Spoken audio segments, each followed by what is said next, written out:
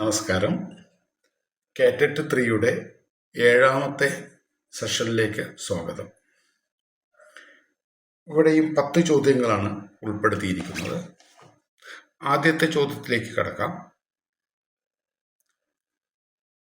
A 3/2 rectangle. ഈ കാണുന്നതാണ് ആ 3/2 റെക്റ്റാങ്കിൾ എന്ന് പറയുന്നത്. Split up into 4 equal right triangles. 3 centimetre ലെങ്ത്തും 2 സെന്റിമീറ്റർ ബ്രെഡ്ത്തുമുള്ള ഒരു റെക്റ്റാങ്കിൾ. അതിനെ 4 റൈറ്റ് ട്രയാങ്കിൾ ആയിട്ട് സ്പ്ലിറ്റ് ചെയ്തിരിക്കുന്നു. 4 right triangles are arranged as a rhombus. ഈ റൈറ്റ് ട്രയാങ്കിൾ 4 ഇതുപോലെ റോംബസ് ആയിട്ട് രൂപം മാറ്റി റോംബസ് പോലെയാക്കി വെച്ചിരിക്കുകയാണ്. What is the ratio of the perimeter of rhombus and rectangle? ഈ റെക്റ്റാങ്കിളിൻ്റെയും റോംബസിൻ്റെയും പെരിമീറ്ററുകൾ തമ്മിലുള്ള റേഷ്യോ ആണ് നമ്മുടെ ചോദ്യം. വളരെ വളരെ സിമ്പിളായിട്ടൊന്ന് ചിന്തിച്ചാൽ മതി. ഇവിടെ ഈ റെക്റ്റാങ്കിളിൻ്റെ ലെങ്ത് 3 ആണ്. ഒരു ഹാഫ് ലെങ്ത് എന്ന് പറയുമ്പോൾ 3/2 and the other side is 2. Therefore,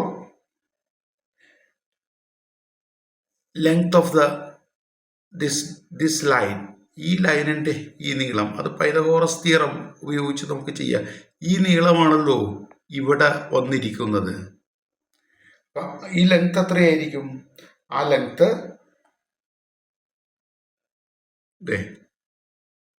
2 square plus 3/2 square ഉണ്ടോ? അത് 4 plus 9/4, that is 25/4. Therefore that length is 5/2. Square root എടുക്കുമ്പോൾ 5/2. ഇവിടെ 5/2 ആവും. ഇങ്ങനെ 4 ഉണ്ട്. Perimeter of the rhombus is 4 into 5/2, that is 10. റോംബസിൻ്റെ പെരിമീറ്റർ 10 കിട്ടും. റെക്റ്റാങ്കിളിൻ്റെ പെരിമീറ്റർ അതിപ്പോൾ 3 + 2 5 പെരിമീറ്റർ ആകുമ്പോൾ 10. യഥാർത്ഥത്തിൽ ഇതിൻ്റെ പെരിമീറ്ററും ഈ റെക്റ്റാങ്കിളിൻ്റെ പെരിമീറ്ററും റോംബസിൻ്റെ പെരിമീറ്ററും ഈക്വൽ ആണ്. Ratio is 1:1. വളരെ വളരെ എളുപ്പത്തിൽ നമുക്ക് ഉത്തരം കണ്ടെത്താനായിട്ട് സാധിക്കും. രണ്ടാമത്തെ ക്വസ്റ്റ്യനിലേക്ക് ഒന്ന് കടക്കാം. How many squares R exactly 4 greater than A prime number?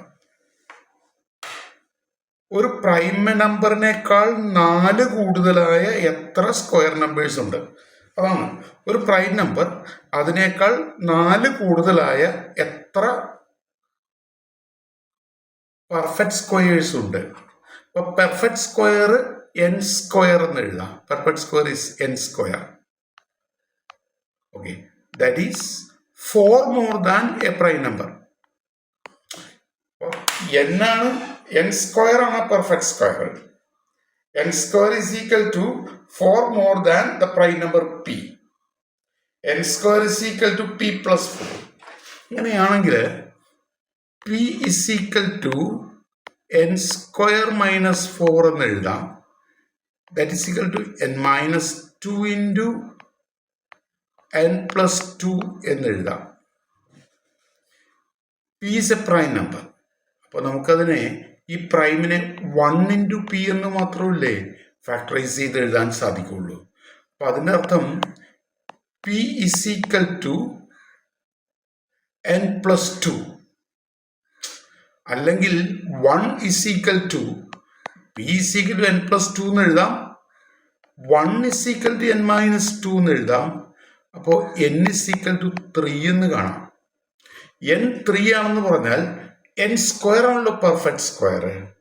Therefore that perfect square is 3 square. Perfect square is 3 square, that is 9. But 9 is 4 more than a prime number. The only prime number is 5. ഒരെണ്ണം മാത്രമേ ഇത് satisfy ചെയ്യുന്നുണ്ടാവുള്ളൂ. 1 ആണ് ഇതിൻ്റെ answer. There is only one perfect square, only one prime number, it is 5, and that 4 is added to that prime number, we get 9 a perfect square. അതാണ് ഇവിടുത്തെ ഉത്തരമായിട്ട് വരുന്നത്. മൂന്നാമത്തെ ചോദ്യത്തിലേക്ക് കിടക്കാം. ഇവിടെ ഡയഗ്രാം, ഈ പി ക്യു എന്ന് പറയുന്ന ആ വരയുടെ നീളം 6 ആണ് എന്ന് തന്നിട്ടുണ്ട്. P Q is equal to 6. Okay, what is the area of the shaded region? Shaded റീജിയൻ്റെ ഏരിയ എത്രയാണ്? 9ാം ക്ലാസ്സിലെ പാഠപുസ്തകത്തിൽ സർക്കിൾ മെഷേഴ്സ്, ഇതൊക്കെ ആ ഭാഗവുമായിട്ടൊക്കെ ബന്ധപ്പെട്ട ഒരു ചോദ്യമായിട്ട് ഇതിനെ കാണാം. ഇതിൻ്റെ ആൻസർ 9π/2 ആണ്. വളരെ ഡീറ്റെയിൽ ആയിട്ട് എഴുതി 9π/2 വരേണ്ട ആവശ്യമില്ല. നമുക്കൊന്ന് നോക്കിയാൽ മനസ്സിലാവും. ഇവിടെ ഒരു ചെറിയ സർക്കിൾ ഉണ്ട്, അതിൻ്റെ റേഡിയസ് 6, ഇതിൻ്റെ റേഡിയസ് ക്യാപിറ്റൽ R, ഇതിൻ്റെ റേഡിയസ് സ്മോൾ r. അങ്ങനെയാണെങ്കിൽ ഇങ്ങനൊരു വര നമുക്ക് കാണാമല്ലോ, ഇങ്ങനൊരു വര നമുക്ക് കാണാം. ഇതാണ് ആ സർക്കിളിൻ്റെ ഡയമീറ്റർ, ഇതാണ് ആ സർക്കിളിൻ്റെ ഡയമീറ്റർ. ഓക്കെ, ഡയമീറ്റർ ആയതുകൊണ്ട് തീർച്ചയായിട്ടും ഇങ്ങനെ വരച്ചു കഴിഞ്ഞാൽ ഇതൊരു റൈറ്റ് ട്രയാങ്കിൾ ആയിരിക്കും. Angle in the semi circle is 90 degree. ഇതൊക്കെ മനസ്സിൽ കാണാൻ കഴിഞ്ഞാൽ പെട്ടെന്ന് കിട്ടും നമുക്ക്. ഇവിടെ ഈ വര P Q is perpendicular to the diameter. P Q is perpendicular to diameter. ആ ടാൻജന്റ് റേഡിയസിന്റെ പ്രോപ്പർട്ടിയാണ്. Tangent is perpendicular to the radius എന്നുള്ള കൺസെപ്റ്റ് അനുസരിച്ച് പി ക്യു എന്ന വര ആ നടുവിലൂടെയുള്ള ഡയമീറ്ററിന് പെർപെൻഡിക്കുലർ ആണ്. അങ്ങനെയാണെങ്കിൽ ഇവിടെ കാണുന്ന ഈ 2 ട്രയാങ്കിൾസും ഈ കാണുന്ന 2 ട്രയാങ്കിളും സിമിലർ ആണ്. സിമിലർ ആണെന്ന് പറയുമ്പോൾ നമുക്കറിയാം, having same angles, equal angles, the sides opposite two equal angles change in the same scale. അപ്പോൾ ഇവിടുത്തെ ആംഗിള് എക്സ് ആണെങ്കിൽ this is 90 - x and this is X, this is 90 - x. അങ്ങനെയാണെങ്കിൽ നമുക്ക് എന്ത് എഴുതാം? പി ക്യു 6 ആണ്, അതുകൊണ്ട് ഇവിടെ നിന്ന് ഇവിടത്തോളം പകുതി ലെങ്ത് 3 ആണ്. അപ്പം നമുക്ക് 3/2r, 3/2r is equal to 2R/3 എന്ന് എഴുതാം. ചെറുതിൻ്റെ റേഡിയസ് സ്മോൾ ആറും വലുതിൻ്റെ റേഡിയസ് ക്യാപിറ്റൽ ആറും ആണെങ്കിൽ, അങ്ങനെയാണെങ്കിൽ 9 is equal to 4RR എന്ന് എഴുതാമല്ലോ. ഇനി നമുക്ക്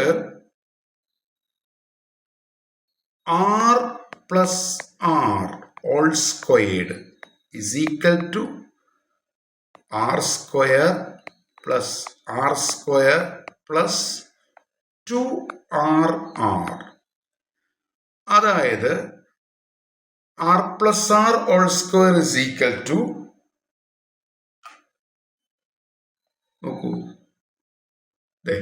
R plus R all square is equal to relation കിട്ടും. അതിൽ നിന്ന് R square plus R square plus 2RR. RR എന്ന് പറയുമ്പോഴേക്കും നമുക്കറിയാലോ 2RR എത്രയാണ്?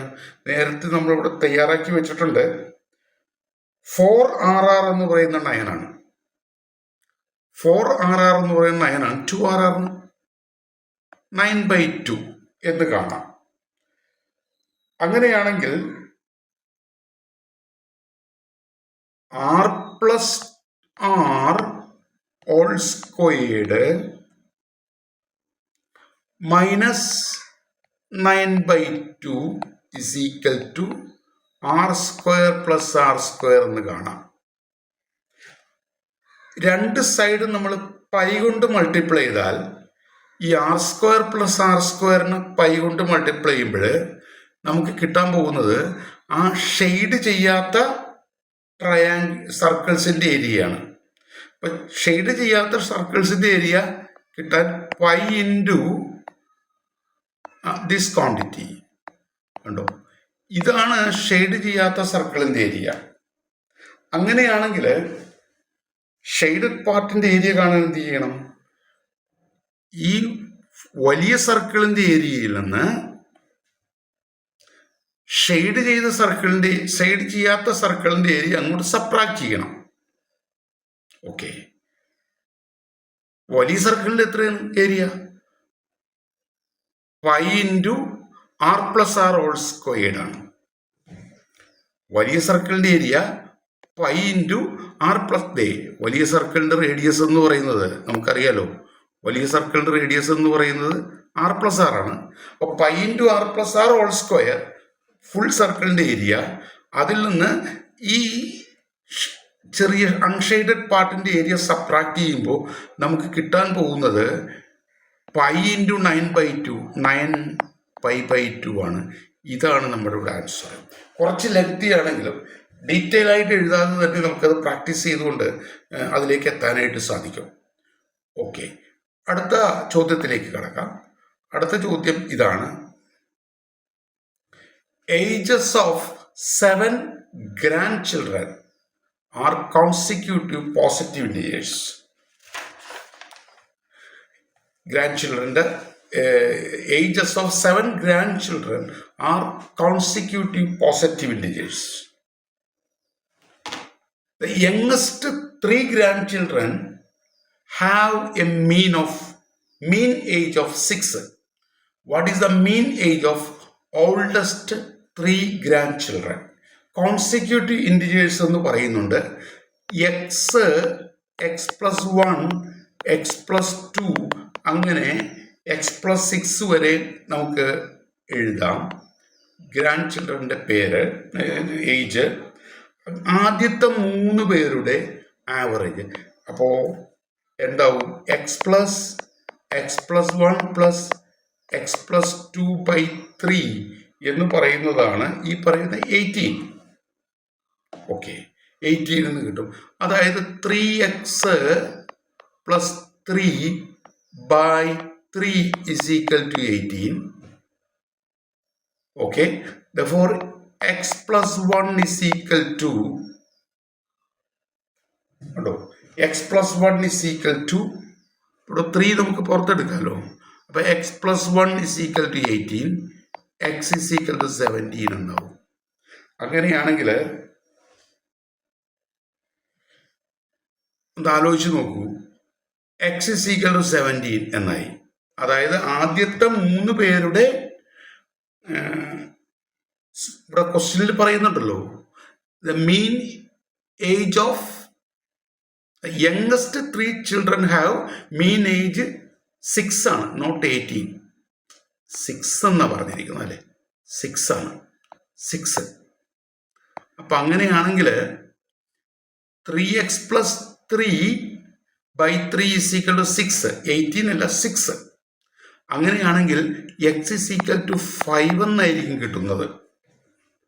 x 5 ആണെങ്കിൽ നമുക്ക് അവസാനത്തെ 3 പേരുടെ ഏജ് എത്രയായിരിക്കും? x 5 ആണെങ്കിൽ ഏജസ് 5, 6, 7, 8, 9, 10, 11, 1, 2, 4, 6, 1, 7 ഇതായിരിക്കുമല്ലോ. അതിൻ്റെ മീൻ എന്താണ്? 9, 10, 11. അതിൻ്റെ മീൻ 10 ആണെന്ന് കിട്ടും. ഇതാണ് നമ്മളുടെ ആൻസർ. ഇവിടെ 18 എടുത്ത് 6 ആണ്. അതിവിടെ വായിച്ചതിൻ്റെ ഒരു പ്രശ്നമാണത്, വായിച്ച് ക്ലിയർ ആക്കുക അത്. ഓക്കെ, അടുത്ത ചോദ്യത്തിലേക്ക് കടക്കുന്നു. 2 semicircles are drawn in a quarter circle. ഇവിടെ ഒരു സെമി സർക്കിള്, ഇങ്ങനൊരു സെമി സർക്കിള്, ഇത് ഒരു സെമി സർക്കിള് ഉണ്ടോ? 2 semicircles are drawn in a quarter circle. A and B are of small regions marked with area A. ഈ ഭാഗത്തിൻ്റെ area A ആണ്, ഈ ഭാഗത്തിൻ്റെ area B ആണ്. ഈ എയും ബിയും തമ്മിലുള്ള ബന്ധമാണ് ചോദിച്ചിരിക്കുന്നത്. അപ്പോൾ 4 ഓപ്ഷൻ കൊടുത്തു. അതിൽ A is equal to B ആണ് കറക്റ്റ് ആൻസർ. നമുക്കൊന്ന് കാണാം. ഈ ക്വാർട്ടർ സർക്കിളിന്റെ റേഡിയസ് 2r ആണെങ്കിൽ സെമി സർക്കിളിന്റെ റേഡിയസ് 6 ആണ്. ക്വാർട്ടർ സർക്കിളിന്റെ റേഡിയസ് 2r ആണെങ്കിൽ സെമി സർക്കിളിന്റെ റേഡിയസ് 6 ആണ്. നോക്കിയാൽ മതി, രണ്ട് സെമി സർക്കിളുകൾ ചേർന്ന് കഴിയുമ്പോൾ ഒരു ഫുൾ സർക്കിൾ ആവും. ഓക്കെ, അപ്പോ ആ രണ്ട് സെമി സർക്കിളുകളുടെ ഏരിയ എന്ന് പറയുന്നത് ഒരു ഫുൾ സർക്കിളിന്റെ ഏരിയ ആണ് വിത്ത് റേഡിയസ് 6. ഇനി ക്വാർട്ടർ സർക്കിളിന്റെ ഏരിയ എത്രയാണ്? 1/4 of area of a circle of radius 2r. Quarter സർക്കിളിന്റെ area 1/4 of 1/4 into pi into 1/4 into pi into 2r square. ഇതാണ് ക്വാർട്ടർ സർക്കിളിന്റെ ഏരിയ. അത് πr സ്ക്വയർ ആണ്. ഇനി രണ്ട് സെമി സർക്കിളിന്റെ ഏരിയകളുടെ ഏരിയ എന്താണ്? ദാറ്റ് ഈസ് πr സ്ക്വയർ ആണ്. കൃത്യമാണ്, πr സ്ക്വയർ ആണ്. അതിൻ്റെ അർത്ഥം നമുക്ക് എയും ബിയും തമ്മിലുള്ള ബന്ധമാണ്. ഈ ക്വാർട്ടർ സർക്കിളിന്റെ ഏരിയ കിട്ടാനായിട്ട് നോക്കൂ, രണ്ട് സെമി സർക്കിളുകളുടെ ഏരിയ, അതായത് ഈ πr സ്ക്വയർ, രണ്ട് സെമി സർക്കിളുകളുടെ ഏരിയ അതാണ് πr സ്ക്വയർ, പിന്നെ എ ആഡ് ചെയ്യണം, പിന്നെ ഒരു ബി സബ്ട്രാക്ട് ചെയ്യണം. കാരണം രണ്ട് സെമി സർക്കിളുകളുടെ ഏരിയ എടുക്കുമ്പോൾ ബി 2 പ്രാവശ്യം അതിൽ വരുന്നുണ്ട്. അപ്പോൾ ഒരു ബി അങ്ങോട്ട് മാറ്റണം അതിനകത്തുനിന്ന്. അപ്പോൾ ക്വാർട്ടർ സർക്കിളിന്റെ ഏരിയ എന്ന് പറയുന്നത് രണ്ട് സെമി സർക്കിളുകളുടെ ഏരിയയുടെ sum plus A the outer area minus the area of area B. അപ്പൊ അങ്ങനെയാണെങ്കിൽ A minus B is equal to 0 എന്ന് വരും, A is equal to B എന്ന് വരും. ഇതാണ് ഉത്തരം. ആറാമത്തെ ചോദ്യത്തിലേക്ക് കടന്നു കഴിഞ്ഞാൽ, ഓക്കെ, ഇതാണ് നമ്മളുടെ equation. X plus root of X is equal to 6. ഇതിന് ഈക്വലന്റ് ആയ സെക്കൻഡ് ഡിഗ്രി ഇക്വേഷൻ ഏതാണ് ഈ കൂട്ടത്തിൽ എന്നാണ്. അതൊന്ന് ഒബ്സർവ് ചെയ്താൽ 10ാം ക്ലാസ്സിലെ സെക്കൻഡ് ഡിഗ്രി ഇക്വേഷനുമായി ബന്ധപ്പെട്ട ഒരു ചോദ്യമായിട്ട് കണക്കാക്കിയാൽ ഇവിടെ root X is equal to 6 - x എന്നെടുത്തിട്ട് സ്ക്വയർ ചെയ്താൽ നമുക്ക് ഉത്തരത്തിലേക്ക് എത്തും. അല്ലാതെ സ്ക്വയർ ചെയ്താൽ അവിടെ സ്ക്വയർ റൂട്ട് എലിമിനേറ്റ് ചെയ്യപ്പെടില്ല. Root X is equal to 6 - x. therefore x is equal to 36 minus 12x plus x square, that is x square minus 13x plus 36 is equal to 0. കണ്ടു, ഇവിടെ ആൻസർ വരുന്നു. Okay, അടുത്ത ചോദ്യത്തിലേക്ക് കടന്നു കഴിഞ്ഞാൽ, my pet dog Luca has 60 centimeter longer than 1/3 of his length. What is his original length? അതായത് ലുക്കായുടെ pet ഡോഗിന്റെ ലെങ്ത് എക്സ് ആണെന്ന് കരുതിയാൽ, ഓക്കെ, ആൾജിബ്രിക്കലായിട്ട് ചിന്തിച്ചാൽ അങ്ങനെയാണ്. പക്ഷെ നമുക്ക് അല്ലാതെ തന്നെ ചിന്തിക്കാമല്ലോ. അതായത് ടോട്ടൽ ലെങ്തിന്റെ ഉണ്ടോ, Luca has 60 centimeter longer than 1/3 of his length എന്ന് വെച്ചാൽ 2/3 ഓഫ് ഹിസ് ലെങ്ത് ആണ് ഈ പറയുന്ന 60. Length is 60 centimeter more than 1/3. That means 60 centimeter is 2/3. Therefore, length of the dog is 90 centimeter. അത് മനസ്സിലാക്കാനായിട്ട് സാധിക്കും. ഓക്കെ, അടുത്ത ക്വസ്റ്റ്യനിലേക്ക് കടന്നു കഴിഞ്ഞാൽ, 4 points are on a circle. 4 point ഒരു സർക്കിളിലുണ്ട്. Which point is not on that circle? അത് കോർഡിനേറ്റ്സ് എന്ന ചാപ്റ്ററുമായി ബന്ധപ്പെട്ട ഒരു ചോദ്യമായിട്ട് ഇതിനെ കണക്കാക്കാം. 10ാം ക്ലാസ്സിലെ ആ ഒരു ടോപ്പിക്കായിട്ട് ചിന്തിച്ചു കഴിഞ്ഞാൽ കേറ്ററ്റ് എക്സാമിനേഷന് 8, 9, 10 ക്ലാസ്സുകളിലെ പാഠങ്ങളുടെ ഒരു ഇൻഡെപ്ത് ആയിട്ടുള്ള വളരെ ഡെപ്തിലുള്ള ഒരു ഒരു ചോദ്യ പാറ്റേൺ ആയിരിക്കും അതിനകത്തുനിന്ന് വരുന്നത് മിക്കവാറും ചോദ്യങ്ങൾ. എന്നാൽ ചില ചോദ്യങ്ങളൊക്കെ ഹയർ ക്ലാസ്സിലേക്ക് മാറുന്നുണ്ട്. എന്നാലും ഭൂരിഭാഗം മാത്തമാറ്റിക്സ് ചോദ്യങ്ങളും ഹൈസ്കൂൾ ലെവലിലായിട്ടാണ് കഴിഞ്ഞ എക്സാമിനേഷൻ വരെ നമുക്ക് കാണാനായിട്ട് സാധിച്ചത്. ആദ്യകാല ടെറ്റ് പരീക്ഷയ്ക്ക് കുറച്ച് അഡ്വാൻസ്ഡ് ചോദ്യങ്ങളൊക്കെ ഉണ്ടായിരുന്നുവെങ്കിലും ഇപ്പോൾ കുറേ നാളായിട്ട് ഒരു ഹൈസ്കൂൾ ലെവലിലുള്ള പാഠപുസ്തകവുമായി ബന്ധപ്പെട്ട പുതിയ പഠന സമീപനവുമായി ബന്ധപ്പെട്ട ചോദ്യങ്ങളാണ്. അങ്ങനെയാണെങ്കിൽ ഇവിടെ ഒന്ന് നോക്കൂ. ഇതിനകത്ത് സെൻറ്റർ 0, 0, റേഡിയസ് 5 ആയുള്ള സർക്കിളുകളിലെ പോയിന്റ്സ് ആണ് ഈ ഒന്നാമത്തെയും രണ്ടാമത്തെയും മൂന്നാമത്തെയും അഞ്ചാമത്തെയും പോയിന്റ്സ്. കാരണം ഇങ്ങനെ വരച്ചിട്ട് ഒരു സർക്കിൾ ഇവിടെ എടുത്തു കഴിഞ്ഞാൽ ഈ സർക്കിളിൻ്റെ ഒരു പോയിന്റ് 3, 4 ആണെങ്കിൽ തീർച്ചയായിട്ടും റേഡിയസ് 5 ആയിരിക്കും.